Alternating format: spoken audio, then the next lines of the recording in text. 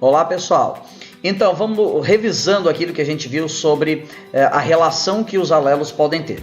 A gente já viu que a relação entre os alelos pode ser uma relação de dominância, na qual um alelo impede o outro de aparecer no fenótipo do heterozigoto. Então, ele mascara e a gente só tem dois fenótipos possíveis. Nós vimos que pode haver uma ausência de dominância, e no caso da ausência de dominância, então pode ser a semidominância, que é quando o indivíduo heterozigoto, aquele indivíduo que tem um alelo para cada característica, ele apresenta um padrão intermediário, ou seja, uma terceira característica nova. E nós vimos também que pode ser que as duas características apareçam no heterozigoto, ou seja, o indivíduo tem um alelo para cada característica e ele vai apresentar as duas ao mesmo tempo. Se você tem alguma dificuldade ou se não assistiu ainda às outras aulas, pode clicar aqui que você tem um link para as outras aulas, certo? Agora, a última relação que a gente vai falar, ou a última relação que a gente conhece até o presente momento entre alelos, é a relação de dominância com alelo letal. Tá? Essa relação ela existe em algumas características no ser humano, e o ator Peter Hayden Dinklage, que ficou muito famoso, né, fazendo o personagem Tyrion Lannister lá da série Game of Thrones, ele apresenta essa característica. É uma característica conhecida como acondroplasia. A acondroplasia ela se caracteriza por pessoas que têm os membros, braços e pernas curtos em relação ao tamanho do corpo, que em geral são do tamanho convencional, certo? A cabeça e o tronco têm o tamanho convencional, o mais comum, né, o que ocorre com maior frequência na espécie humana, e no entanto os braços e as pernas vão ser curtos em relação a esse tronco e a cabeça, certo? Esse alelo, ele é um alelo dominante.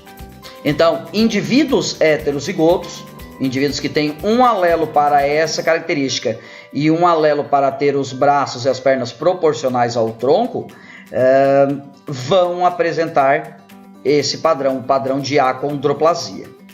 Tá?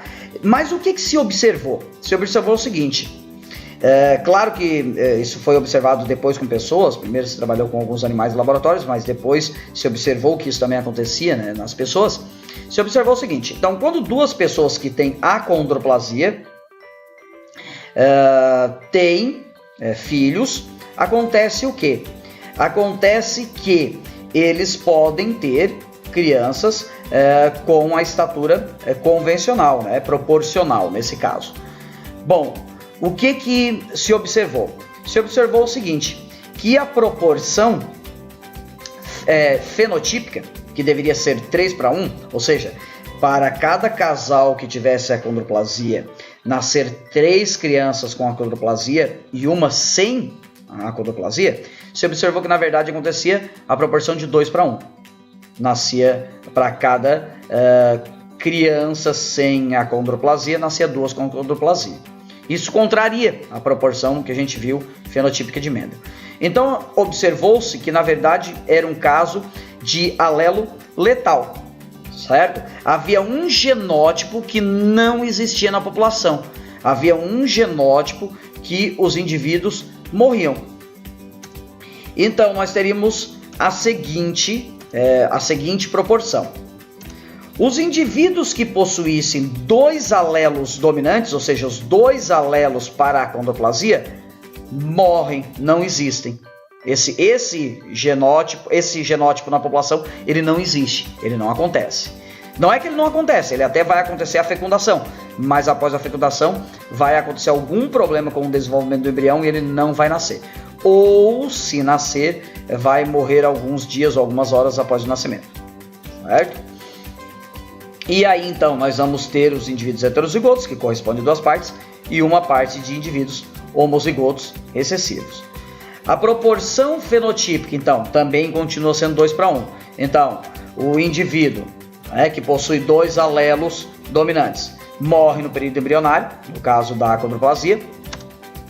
Os indivíduos que são heterozigotos têm a acondroplasia e os indivíduos, então, homozigotos recessivos não têm acondroplasia.